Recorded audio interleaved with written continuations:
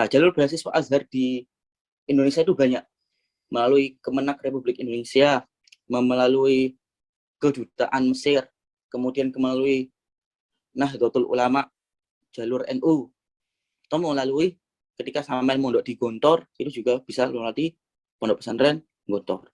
Nah, sekarang juga ada melalui Basnas atau Badan Amil Zakat Nasional, itu ada beasiswa untuk mahasiswa-mahasiswa Azhar. Lanjut, jadi Kemenak, Kedutaan, dan sebagainya. Nah, untuk Kemenak, mereka setiap tahun memberikan 20 orang setiap tahunnya, kuotanya ada 20 orang. Dan diambil dari nilai tertinggi. Dari sekian ratus atau sekian ribu yang tes gitu kan. Selanjutnya, nah yang perlu diperhatikan ya kalau misalkan kita melalui Kemenak gitu kan, ya harus registrasi online. Kedua, ijazah tidak boleh lebih dari 2 tahun atau 3 tahun dari kelulusan. 3 tahun dari kelulusan, baik itu SMA maupun MA. Kemudian biasanya dibuka umum dimulai bulan April sampai Juni. Nah, nanti dicek terus aja. Biasanya di kemenak.timtank.id gitu kan. Timtank itu Timur Tengah gitu. Kemenak.go.id timtank 12 gitu. Lanjut. Nah, tes tulis gitu kan.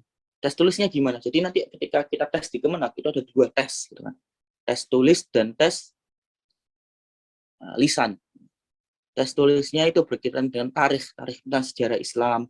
Tapi ini biasanya tes tulis ini global gitu kan. Global. Jadi nggak sampai detail gitu, enggak. Dan soal-soal tahun kemarin, maksudnya soal-soal tahun 2012 2013 itu nanti hampir sama nanti dengan soal-soal yang akan diujikan, biasanya gitu. Lumayan lah ketika kita mempelajari soal-soal tahun 2013, 2014, 2015 gitu kan. Itu sekitar 30-40% keluar lagi. Tarikh, fikih, kemudian nahwu, sorof, dan lain sebagainya. Tapi jangan lupa ada hafalan Qur'annya. Nah, itulah yang membedakan antara Azhar dengan yang lainnya. Ada hafalan Qur'annya minimal 2 juz, juz 1 atau juz 2. Kemudian tes lisannya apa? Tes lisannya biasanya itu baca kitab gitu kan. Atau baca Arab gundul gitu kalau biasanya. Nah, oke, oleh karena itu harus kalau ketika memang kepingin ke Azhar gitu kan, harus dimulai dari sekarang untuk belajar bahasa Arab. Karena bahasa Arab sebagai bahasa pengantar. Lah kalau kepingin ke kuliah yang yang berhubungan dengan saintis kayak psikologi atau yang lain, kedokteran maupun muhandis teknik atau yang lain itu gimana? Ya memang bahasa pengantar itu bahasa Arab ya kan. Ketika kita ngomong sehari-hari dan lain sebagainya. Meskipun di beberapa fakultas yang kayak fakultas keilmuan ya, atau fakultas yang bersifat saintis tadi, itu memang bahasa pengantarnya sebagian memang pakai bahasa Inggris. Tapi tetap aja ketika orang itu menjelaskan bahasa Inggris tapi nanti menjelaskannya juga pakai bahasa Arab gitu. Seperti itu. Jadi tes lisannya juga nanti ada baca kitab, kemudian ini hafalannya juga nanti ditanya, kemudian pertanyaan-pertanyaan ringan, kenapa kok milih Azhar, kenapa kok gini, kenapa kok ke Mesir, dan lain sebagainya.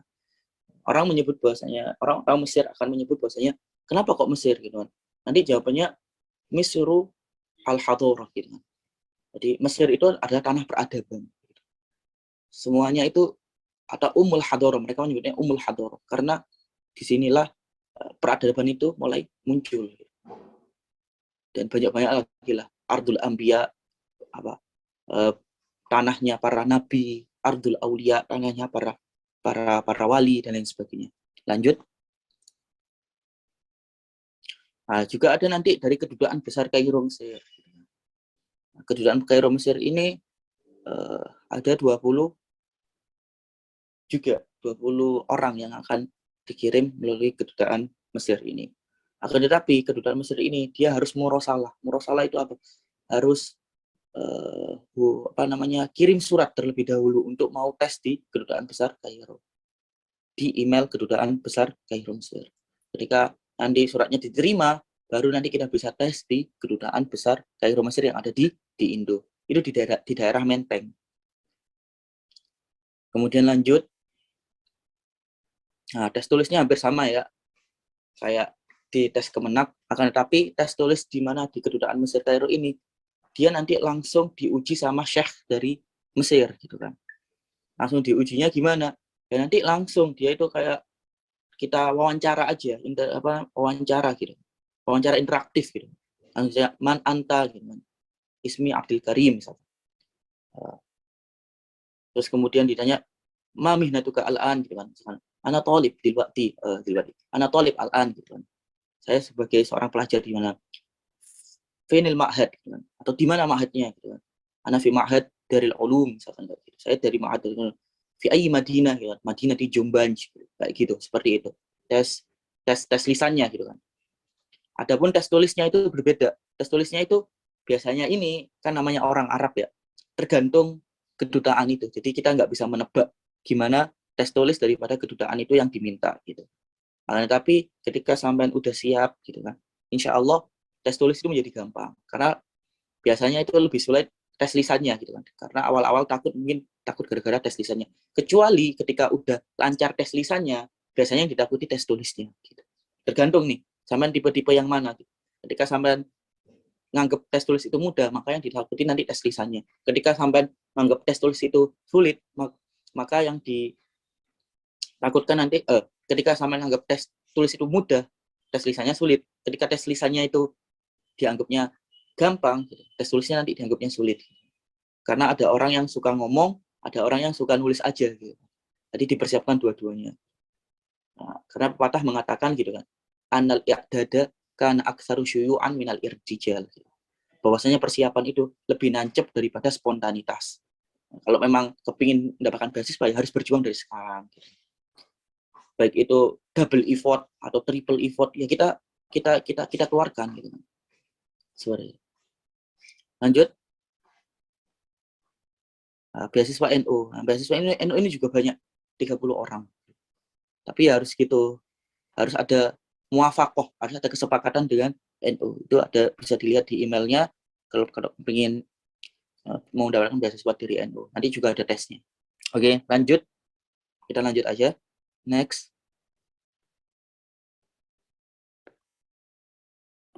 Nah, misalkan sampai nanti dapat beasiswa, amin gitu kan. Nanti apa kelebihannya dapat apa? Dapat asrama Madinatul Bu'us. Kemudian dapat tiket pesawat untuk keberangkatan gratis. Pesawat PP itu gratis setiap 2 tahun sekali gitu kan.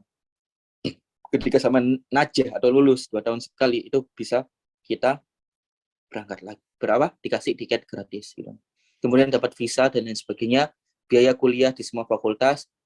Nah, nanti misalkan sama ini udah S1 itu udah di Azhar, itu aslinya bisa melanjutkan sampai S3 gitu. Sampai belajar apa? Sampai S3 gitu. Secara langsung gitu. Jadi seakan-akan beasiswa di Azhar itu ketika dikasih, itu ya udah langsung sampai S3. Tapi nanti balik lagi, mampu nggak berjuang sampai S3 tadi, atau dapat izin nggak dari orang tua sampai S3 tadi. Ya, gara-gara prosesnya kan lama gitu.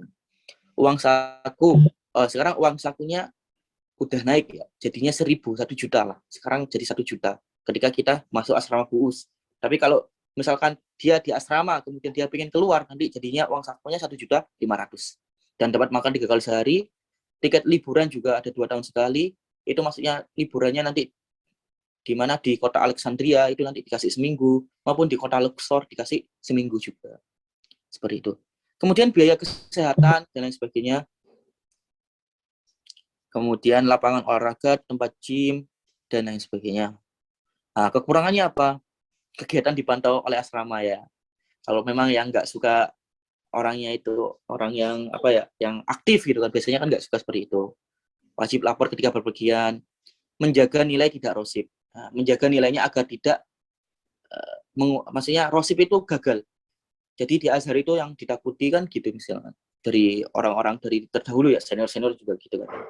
Jadi ketika sampean kuliah di Azhar, gitu, ada 3 mada yang nggak lulus, maka ini ngulang 1 tahun, nggak ngulang satu semester ya, tapi ngulangnya 1 tahun.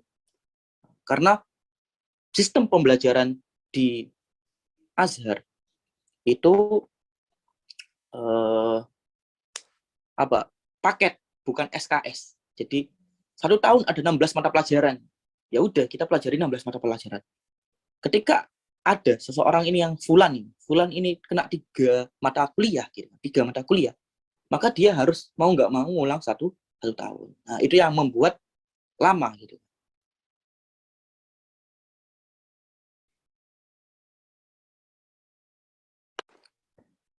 Nah, seperti itu. Jadi ketika sampai nanti memang benar-benar ditakdirkan di Azhar, ya harus gitu, harus menjaga supaya nilainya tidak rosip. Ya saya juga minta doanya lah, semoga lancar. Amin. Nah, misalkan tidak lolos beasiswa, itu gimana? Ternyata kalau kita tidak lolos beasiswa, kemudian kita berangkat secara mandiri, gitu kan, itu kita bisa mengambil beasiswa dari apa badan-badan zakat yang lain, gitu, yang ada di Mesir. Ada juga beasiswa dari Bait Zakat dari Kuwait. Kita bisa mendapatkan Bait Zakat dari Kuwait. Syaratnya apa? Nilainya Jayyid Jiddan. Maksudnya Jayyid Jiddan itu apa? IPK-nya lebih dari 8,0. IPK-nya nilainya lebih dari 8,0, kalau di Indonesia berarti berapa ya? 88, 8 kali 4.